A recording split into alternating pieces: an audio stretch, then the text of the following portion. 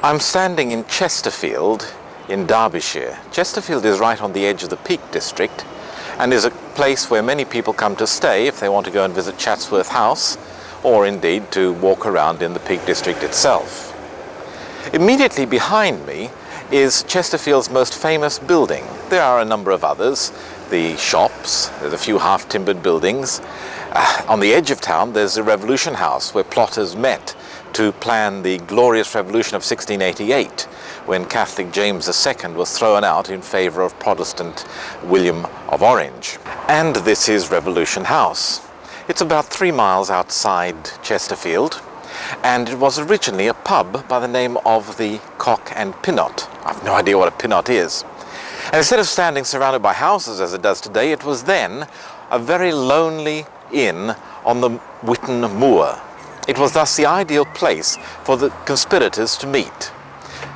3 men came here, the Earl of Danby, the Earl of Devonshire, and a Mr. John D'Arcy, the elder son of the Earl of Holderness. And between them, they raised plans to gather together the North and raise the revolt in support of William of Orange, so that when he came over a little later in the year, the North declared for him and James fled.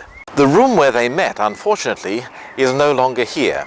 It was on the edge of the building, the end of the building, but that has since been demolished, and today all we have are the two little rooms that remain.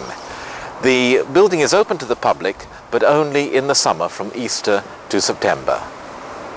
The church here at Chesterfield is beautiful inside, but that's not the most remarkable thing about it. The most remarkable thing is the tower.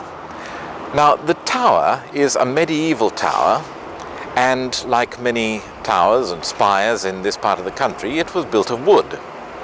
But the contractors were a bit on the cheap side, and instead of using well-seasoned timber, they used wood that was still green, with the result that over the centuries the wood has dried out and the spire has twisted to the shape that you see it has today.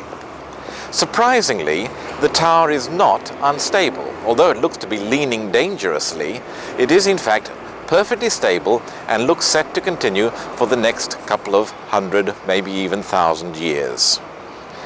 So do come to visit Chesterfield, right on the edge of the Peak District, and its remarkable church spire.